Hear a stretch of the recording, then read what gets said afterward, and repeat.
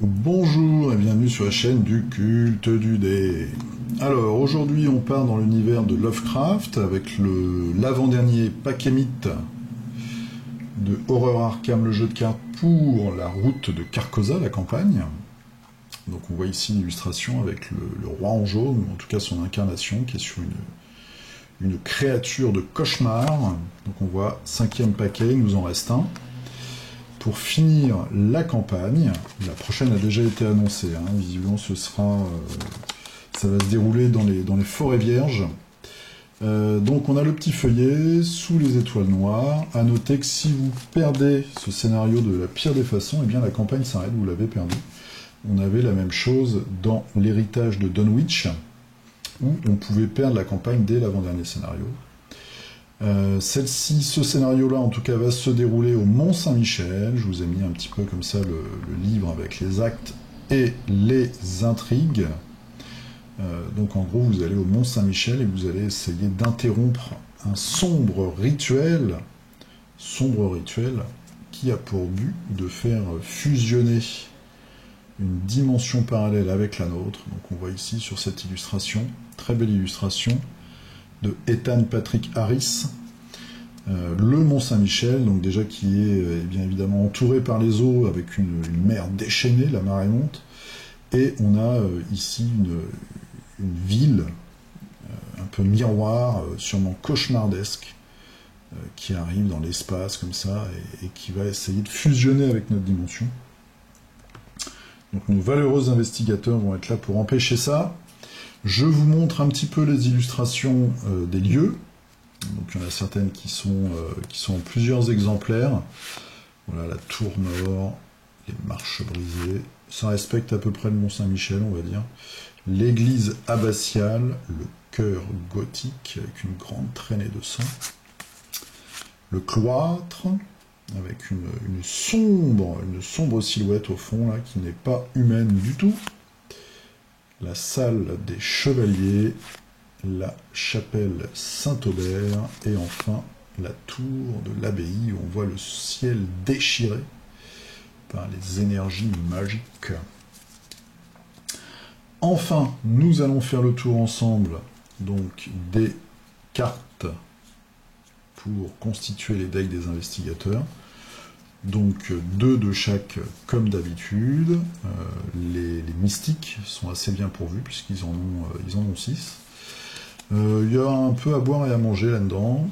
Donc déjà pour les survivants, une carte de départ de deck qui coûte 1 en chasse rapide à jouer quand vous devriez piocher une carte rencontre lors de la phase du mythe. À la place, cherchez un ennemi parmi les 9 cartes du dessus du deck de rencontre.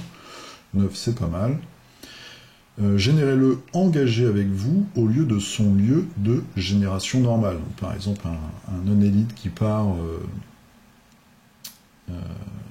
c'est un ennemi, donc c'est même pas un non-élite, ça peut être un élite d'ailleurs, qui se retrouve dans une destination prédéfinie. Et bien là, non, il vient vous engager. Si vous ne pouvez pas, vous piochez la carte de dessus du deck, donc en fait comme s'il ne s'était rien passé de particulier. Donc toujours le rôle du tank, hein, le gardien maintenant, qui se prend les monstres sur le paletot. S'en tenir au plan, une carte très puissante, 3 points d'expérience. Donc c'est un talent permanent et exceptionnel. Donc avant de piocher votre main de départ, vous cherchez 3 événements tactiques et ou ravitaillements différents dans votre deck, et on les attache à cette carte. Et ensuite, tout au long de la partie, vous avez le droit de jouer les cartes attachées à s'en tenir au plan, comme si elles faisaient partie de votre main inclinée sans tenir au plan en tant que coup supplémentaire. Voilà, donc ça nous fait une réserve en fait de cartes choisies, de 3 cartes choisies avant même le début du scénario, et qu'on va pouvoir ensuite jouer comme s'ils étaient dans notre main. Je trouve que cette carte est particulièrement puissante.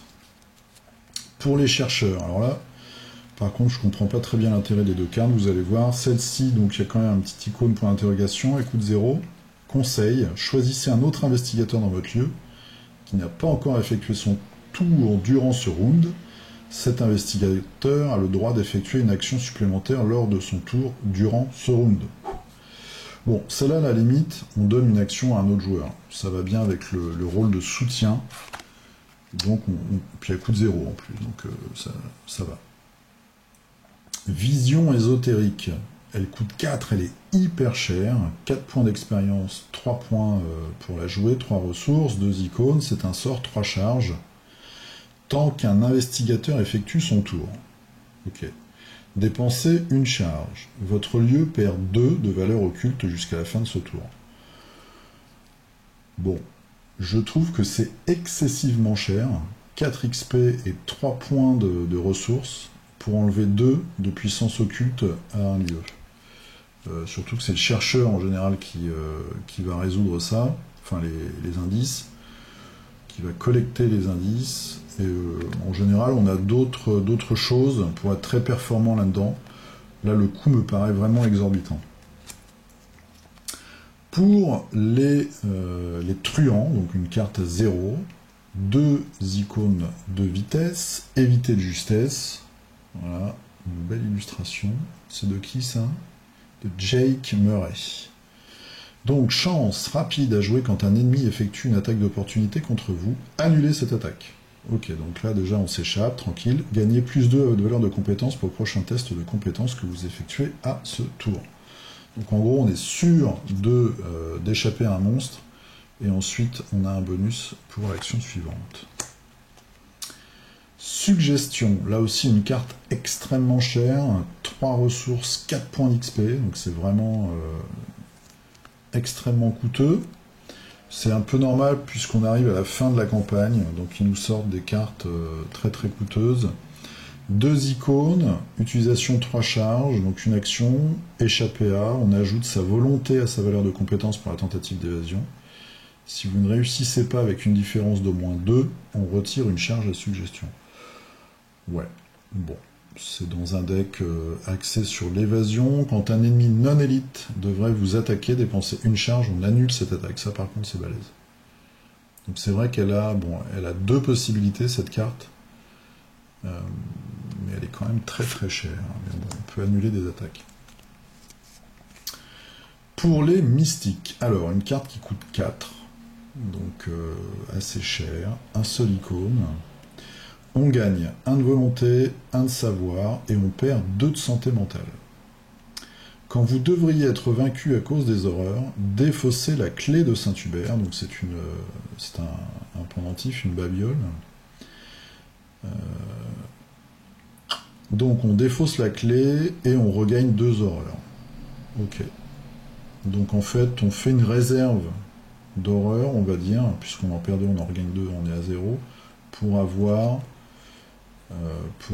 2 bonus, et puis c'est quand même une espèce de joker, puisqu'on peut regagner des horreurs, enfin de la santé mentale, etc.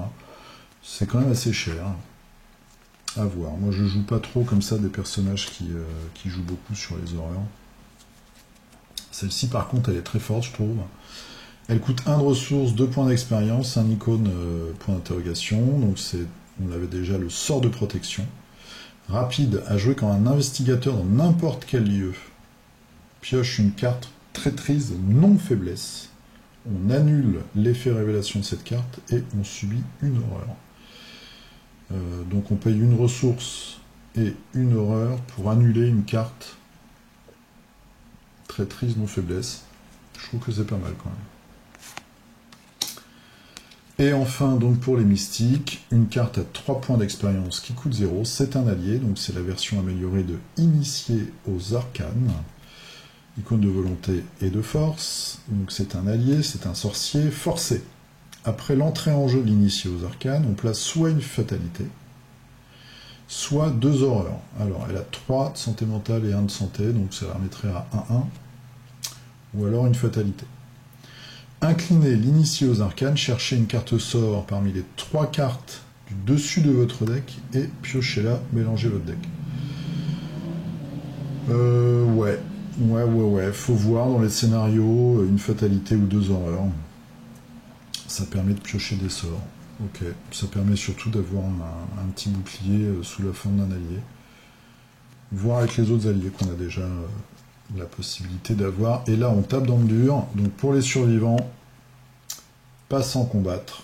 Et là, je vais vous poser une petite question de compréhension de carte. Une belle illustration, une jeune femme avec une grosse clé, une illustration de Aurore Follet. Donc 3 icônes. Inné. Alors, à attribuer un test de compétence uniquement si vous êtes engagé avec un ennemi. Ok. Passant combattre, gagne donc volonté, force et rapidité pour chaque ennemi engagé avec vous. Alors, je ne sais pas trop comment comprendre cette carte. Si on a un seul ennemi, est-ce qu'on a 2 de chaque ou 1 de chaque? Ce qui change de beaucoup la force de la carte. Bon, évidemment, elle est encore plus puissante quand on a plusieurs ennemis. Mais répondez-moi, je ne sais pas. Comment vous la comprenez? Est-ce que si, quand je suis engagé avec un seul ennemi, est-ce que je double mon bonus? Ou est-ce que je reste sur un icône de chaque? Je sais pas trop. Je sais pas trop comment la comprendre. Voilà, en tout cas, une belle illustration et puis quand même une carte assez balèze. Surtout qu'elle ne coûte pas de ressources à jouer. Alors, par contre, celle-ci, bah, encore une carte très onéreuse avec une magnifique illustration, même si je ne la trouve pas particulièrement Lovecraftienne, cette illustration avec ses gros champignons. 3 ressources, 3 points d'XP, c'est un événement. C'est une carte de Rafale Rinkiewicz. Voilà, j'ai réussi à le dire. Renvoyer 3 cartes compétences innées dans votre, de votre pile de défausse dans votre main. Donc ça c'est particulièrement puissant. On paye 3 ressources et on regagne 3 cartes innées de son choix qui sont dans la défausse. Très balèze. Très très balèze. Voilà, donc bon, des cartes. Celle-là est pas mal quand on a. Celle-là est forte, je trouve. Sans tenir au plan, là, cette réserve de 3 cartes. Celle-là, bon, changer, elle est coûte 0. Changer une action avec un autre joueur. Celle-ci, je vois pas trop pour l'instant. Il faut vraiment tomber sur des lieux qui sont très très durs où c'est très dur d'enquêter en fait. Je suis pas convaincu. Celle-là est pas mal quand on joue sur l'évasion. Celle-là est très chère. Il y a quand même des cartes très très chères. Celle-ci aussi 4, c'est cher quand même. Ça c'est bien, je trouve qu'elle est vachement bien, c'est la sorte de protection là. On paye une ressource et une santé mentale pour annuler une carte. Menace. Celle-là je suis assez mitigé aussi, là, ce coup de la fatalité ou des 2 horreurs. Et puis enfin les 2 survivantes qui sont très puissantes. Voilà, c'était une petite revue, une petite découverte de ce paquet mythe sous les étoiles noires, donc l'avant-dernier paquet de la campagne La route de Carcosa pour Horreur à Arkham, avec un des monstres, ça c'est un des monstres du paquet. Voilà, voilà, je vous dis à très bientôt, jouez bien, portez-vous bien, la prochaine vidéo ce sera une vidéo sur les règles de Smog, puisque je me suis fait des petites parties pour voir comment ça tournait. Je me suis fait 3 fois le scénario, le premier scénario tout seul, et j'ai eu 3 résultats complètement différents. Et je trouve que c'est bien fichu et que c'est très intéressant. Donc je vous ferai bientôt une vidéo sur les règles et les mécaniques. Je vous dis à très bientôt, salut, à plus.